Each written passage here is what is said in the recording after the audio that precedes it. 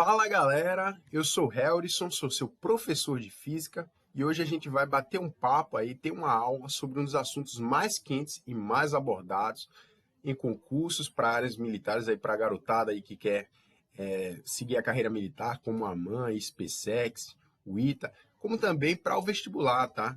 Para o Enem, para ingressar aí na universidade, aí na área de exatos ou até em qualquer área, beleza? Você tem que fazer uma boa prova de física. E esse assunto é um dos mais quentes e mais abordados.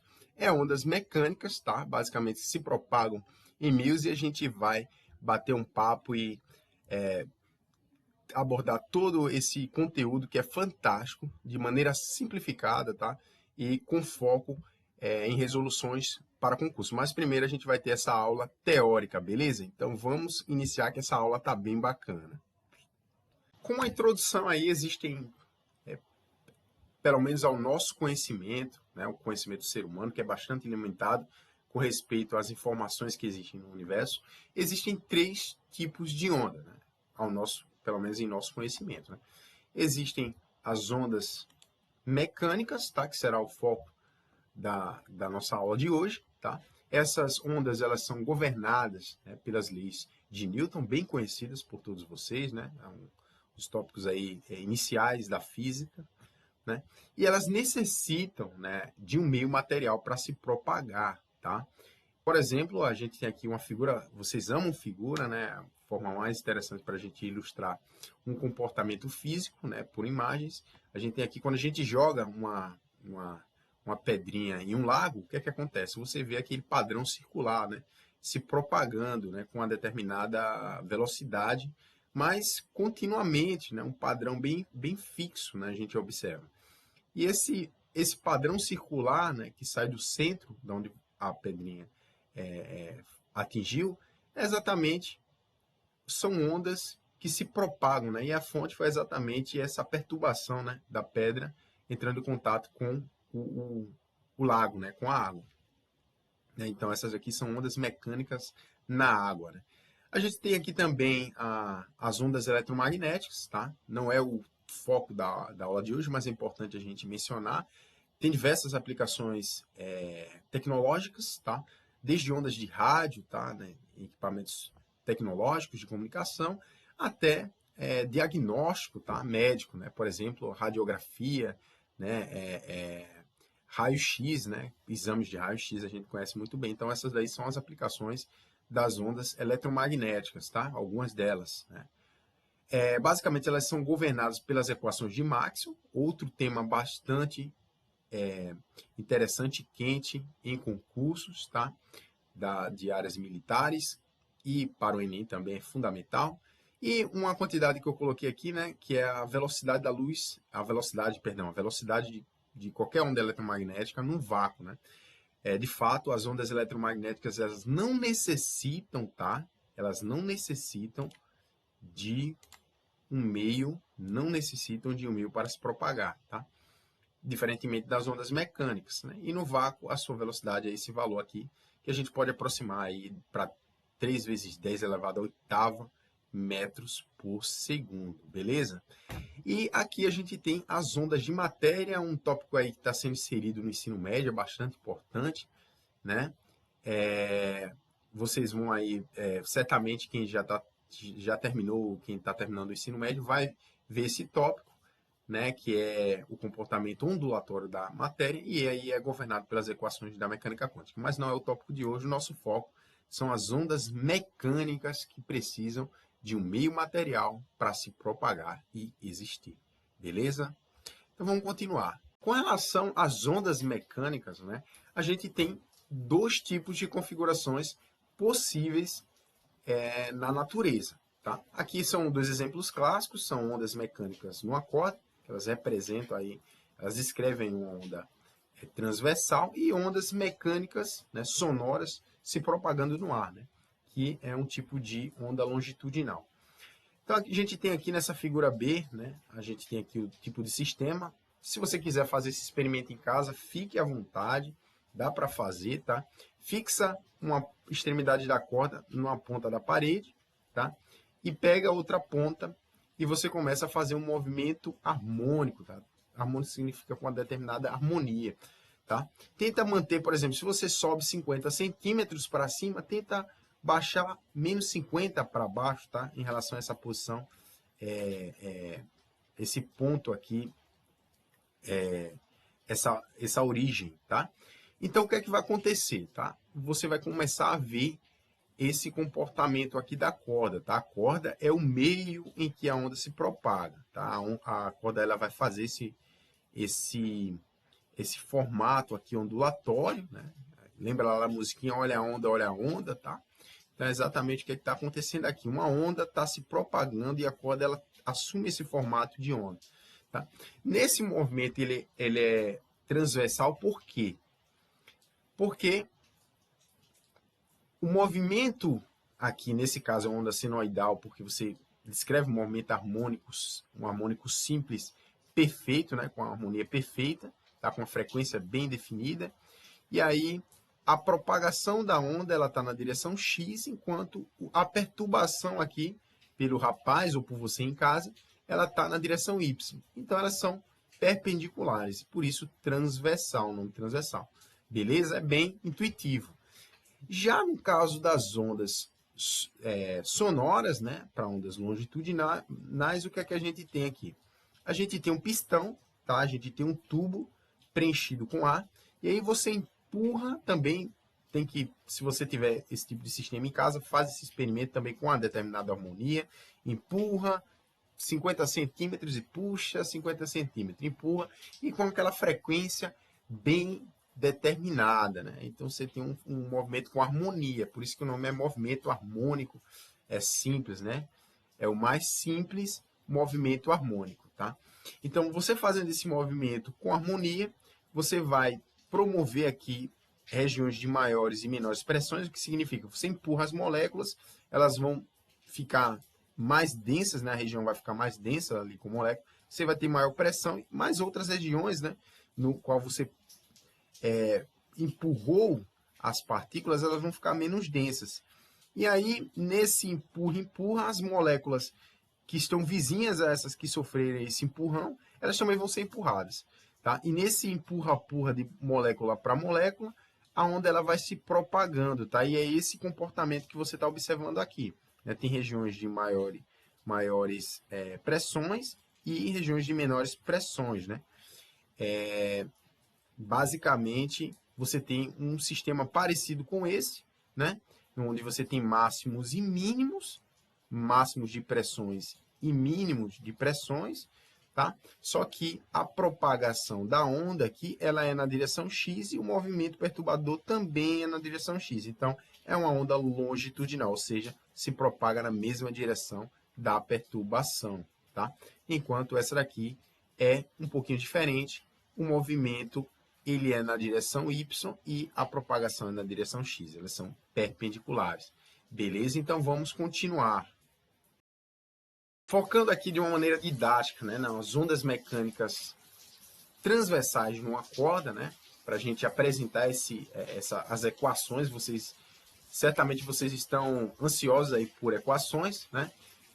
Como foi dito anteriormente, se movemos a corda para cima e para baixo, né, naquele movimento ali bem harmônico, né, simples, uma onda contínua se propaga ao longo da corda com velocidade v. Se ela se propagar nessa direção aqui, positiva, tá, com relação ao eixo x, em um instante t, o deslocamento y, tá, de qualquer elemento da corda, qualquer um, tá, em uma posição x dada, é descrito por essa equação aqui. Essa daqui é a equação que descreve esse deslocamento transversal. Tá? E é a equação da onda, dita para ser a equação da onda aí, de ondas mecânicas numa corda. Beleza? Então a gente vai discutir esses parâmetros, beleza? No próximo slide. A gente tem aqui que K, ele é chamado número de onda. Ele é relacionado com outras quantidades que descrevem a onda, tá? V é a velocidade de propagação, a gente já mencionou, e A é a amplitude ou deslocamento máximo sofrido pelo elemento da corda a partir da posição de equilíbrio, né, daquele ponto de origem ali, quando a onda passa por esse elemento, tá? Qualquer um desses elementos aqui, quando a onda vai passando, tá? um desses elementos aqui, ele pode atingir a amplitude máxima e ela é dada por esse valor aqui A, tá? Bem, caso a onda venha viajar, tá? No sentido negativo do eixo X da figura, a função de onda fica dessa forma aqui, tá? A gente trocou o sinal, beleza? Olha, aqui está menos. Se ela viajar nessa direção agora, tá? Nessa direção contrária aqui, deixa eu pegar aqui a caneta, tá? Se ela vir aqui agora nessa direção, ela, com essa velocidade aqui, V também, ela tem agora, ela é descrita agora por essa equação, tá? A gente troca de sinal aqui, é uma convenção, e é uma convenção bastante, que casa muito bem, tá? Na equação, porque a gente vai ver que faz sentido, tá? Esse sinal negativo, quando ela se propaga na direção do eixo X, positiva e positivo quando ela se propaga na direção negativa do eixo X, beleza? Bem, outra quantidade fundamental utilizada para descrever o comportamento de uma onda, tá? Que se propaga no meio, numa corda, mais especificamente, é o período de oscilação, tá? Ele é definido como um tempo, né? Um tempo que um elemento da corda leva para realizar uma oscilação completa. O que seria bem essa oscilação completa, tá? A oscilação completa seria exatamente aquele movimento, né? De cima, deixa eu pegar aqui a caneta, beleza? Vou pegar aqui rapidinho a caneta. Seria aquele movimento, né? Esse ponto aqui, ele vem para aqui para baixo, chegou aqui embaixo, mínima amplitude, depois ele vai e sobe, tá? Aqui é um período, tá? E esse período, ele também pode ser definido com a distância, tá? Ele está relacionado à distância entre dois pontos da corda com a mesma amplitude. Deixa eu apagar aqui. Com a mesma amplitude, tá? Ou seja, está relacionado ao comprimento de onda, tá? Que é, como a gente já definiu, que é a distância entre dois picos, né? Entre duas cristas de uma onda. Então, a relação entre o período e o comprimento de onda é exatamente essa, tá? O período é a razão entre o comprimento de onda e a velocidade, ou ele pode ser descrito aqui como 2π dividido por essa quantidade aqui, que é chamada de frequência angular, beleza? Basicamente, a frequência angular está relacionada à frequência. Deixa eu escrever aqui que a frequência, tá? Eu sou meio ruim com essa caneta, mas a frequência angular, ela é 2π, tá? Vezes a frequência f, tá? Que é o inverso do período, tá? Isso aqui é igual a 1 sobre o f, tá? Essa daqui é a frequência, e é exatamente aquela frequência daquele movimento, né? Você fazer com uma frequência bem determinada, para cima e para baixo, tá? E ela está relacionada exatamente com o período, né? Que um elemento da corda ele leva para realizar uma oscilação completa, né? Então, você tem uma relação bem definida entre as quantidades, tá? O V aqui está relacionado também com essa frequência angular e com o número de onda, beleza? Bem, aqui a gente vê que quando a gente faz um movimento com alta frequência, né, a distância entre as cristas ela é menor, tá? O comprimento de onda é menor. Quando você vai para baixa frequência, a distância entre as cristas ela é certamente maior, beleza? Claro, porque eles são inversamente proporcional. A frequência e o comprimento de onda são inversamente proporcional para uma velocidade v fixa, beleza? O parâmetro W ele é chamado de frequência angular da onda, né? E a unidade de frequência angular do Sistema Internacional é o radiano por segundos, beleza? Então, se está tudo ok, fala aí nos comentários e vamos para o próximo slide, tá? Nossa aula vai chegando ao fim, né? Mas é interessante agora a gente fazer uma aula prática aqui, né? Aqui a gente tem esse simulador, quem tiver interesse, entra aqui nesse site, tá? Eu vou deixar esse site no link da descrição, beleza? Para quem tiver interesse aí de brincar também. E eu vou colocar aqui pulso, tá? para a gente entender mais ou menos como é a propagação da onda na corda, tá? Veja só, se eu jogo um pulso, tá? Se eu jogar um pulso aqui, veja bem, fixa nesse ponto aqui da corda, né? Ele cresceu aqui um pouco a amplitude dele, tá? O deslocamento dele aqui está um pouco acima da origem, tá? Se eu continuo com a propagação da onda, você vê que ele subiu agora, né? Ou seja, quando a onda vai se propagando, né? Esse ponto, esse elemento da corda, ele sobe e desce conforme essa onda de formato fixo, ela passa por esse ponto, tá? Ela passou, ele vai agora ficar no ponto de equilíbrio dele, porque não tem nenhuma onda mais passando, né? Então, a gente consegue observar que a onda, duas informações importantes a gente tem aqui, que esse pulso de onda, né, ele mantém sempre o formato dele, é o mesmo, a forma da onda é sempre a mesma, isso porque não tem forças dissipativas, mas esquece, seria o caso real, teria forças dissipativas, essa onda poderia sofrer perdas de amplitude aí por conta de alguma dissipação do sistema, mas para o caso ideal, a onda ela permanece aqui no seu formato, essa energia que ela não é perdida, tá? A onda ela carrega energia, é uma informação importante, a gente vai ver isso em outras aulas, tá? Que de fato a energia ela é transportada ao percorrer a corda, né? Através desse pulso, né? Que foi induzido ali pelo movimento de perturbação na corda, tá? Então, essa onda, ela de fato carrega energia, tá? E aqui não tem dissipação porque a gente observa que a onda, ela mantém a forma dela. Beleza? Então, pontos importantes que a gente observou experimentalmente. De fato, quando a onda vai se propagando, um elemento da corda, ele sofre um deslocamento enquanto a onda está passando, beleza? Agora a gente vai vir aqui para o oscilador harmônico, tá? Esse aqui seria o caso em que a gente tem um movimento bem definido e harmônico. Você vê que a onda ela tem esse formato senoidal, como a gente viu lá na equação. De fato, quando a gente tem esse movimento bem definido, com a frequência bem definida, a forma da onda é senoidal. Então, a gente está provando aqui na prática. Experimentalmente é uma simulação, mas ela é bem próxima da realidade, no caso ideal aqui, que a gente não tivesse forças dissipativas, né? E, de fato, focando aqui nesse elemento da corda, quando a onda vai se propagando, ele vai se deslocando, né? Perpendicularmente à propagação da onda, que é nessa direção, beleza? Então, outra informação importante é com relação ao período de oscilação. A gente também pode observar aqui, através desse experimento aqui, informações sobre o período de oscilação. Veja bem, ele está relacionado à frequência, né? Mas uma informação que eu quero tirar é a seguinte, olha, vamos botar ele aqui nesse ponto máximo aqui de amplitude, né?